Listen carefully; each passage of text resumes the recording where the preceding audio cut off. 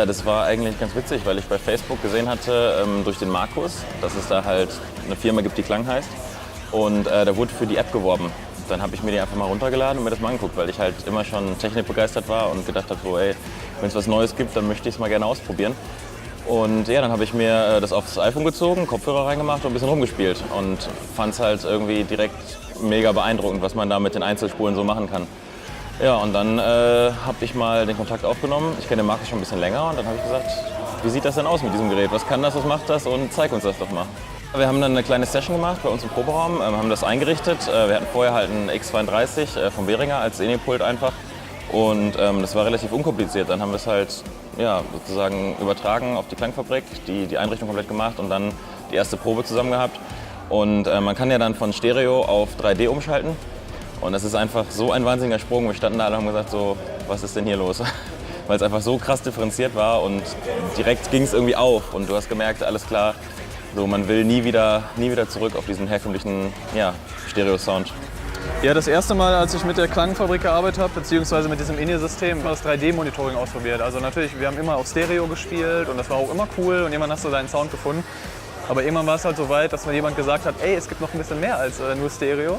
Das war halt erstmal total verrückt, weil ich nur an diesen Tracker gedacht habe, dass wenn man sich umdreht, dass der mitgeht und sowas. Aber dass auch einfach diese Tiefenstaffelung in dem Sound, dass das einfach auch bei dem Mix direkt vorgegeben war. Und dann war ich halt total geflasht, habe glaube ich auch 2 Stunden damit verbracht, rumzusitzen und wirklich mir was abgespielt und dann rumzuspielen, die Drums rumzuschieben und alles. Und war total geflasht, wie scheiße auf einmal Stereo-Sound klingen kann, wenn man es einmal richtig hört. Genau, und ja, mega. Seitdem war ich da Feuer und Flamme für Spiel jeden Tag an meinem Mix rum. Klang halt verrückt, also muss man sagen. Ja, das Problem ist ja, wir sind ja auch unsere anderen Sänger, Sushi. Wir sind ja jetzt nicht die technikversierten Mitglieder der Band und deswegen sind wir eigentlich nur mit dem Gefühl dabei. Also ich gucke jetzt nicht nach irgendwelchen Parametern oder so, sondern für mich spielt im Endeffekt nur die Rolle, ist der Sound auf der Bühne besser, kann ich unsere Instrumente differenzierter wahrnehmen oder nicht. Und ich kann euch einfach nur sagen, dass wir mit unserem alten Monitorsystem habe ich halt echt oft eine Matsche auf dem Ohr gehabt. Du hast irgendwie immer lauter gemacht, hast immer Richtung Maximum gepusht und das hat es ja nicht besser gemacht. Und mittlerweile durch das 3D-Monitoring habe ich halt die Möglichkeit, mir das so zu legen, wie ich es gerne möchte. Das heißt, ich habe unterschiedliche Präferenzen, habe meine App, dann stelle ich mir das um und da ist es natürlich, da hat jeder seine anderen Vorzüge, aber ist einfach in der Form ist es viel besser geworden, dass wir auch zum Beispiel jetzt, wo wir zum Beispiel mehrstimmige Gesänge haben auf der Bühne, dass ich die zweite Stimme übernehme, Sushi die erste Melodie singt, dass ich das viel besser abpassen kann, weil ich auch einfach viel genauer alles hören kann. In Verbindung mit In-Ears natürlich, vernünftigen angepassten In-Ear-Monitors, ist das schon eine feine Sache. Da sind wir sehr zufrieden mit. Ja genau, hier sieht man jetzt quasi das, worüber wir gerade gesprochen haben. Hier ganz oben ist ja, das Herzstück sozusagen, die Klangfabrik an sich. Ja, hier sind die In-Ear-Strecken, die wir haben. Sushi, Kevin, Daniel, Pascal, Daniel, David. Also für uns 6 Musiker sozusagen. Genau, X32, einmal als Main, einmal als Backup sozusagen. Da laufen komplett dieselben Setups drauf, dass wir im Fall der Fälle nur umstecken müssen. Und das hier sind unsere Midas Preamps, die wir benutzen. Wir haben uns dafür entschieden, halt nicht die vom X32 zu benutzen, weil die ein bisschen, ja, ich sag mal, ein bisschen wenig Headroom haben und nicht so gut klingen wie die hier. Deswegen ist das komplett einmal ausgekoppelt. So, hier sind wir dann jetzt in der Klang-App, wie wir es auch auf der Bühne benutzen, auf dem iPad.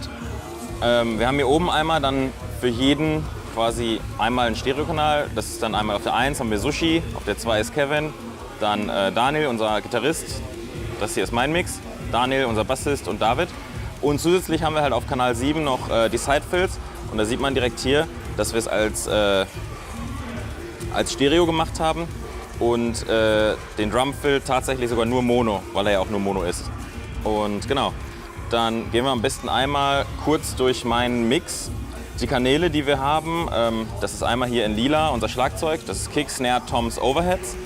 Mehr Unterteilung machen wir da gar nicht und damit bekommt man eigentlich wirklich einen ganz runden Schlagzeugsound hin. Dann haben wir einen Kanal für Bass, einen Kanal für die Gitarre von Daniel, einen Kanal für meine Gitarre, einmal Kevin, einmal Sushi. Dann haben wir die Backing Vocals, das sind hier die Mikrofone links und rechts, wo Daniel und ich dran sind. Genau, die Main Vocals vom Sushi, das sind so ja, zweite Stimmen und Add-ons, die wir auch nochmal einzeln regeln können. unseren Sampler, der ist auch in Stereo und einmal Klick noch Mono.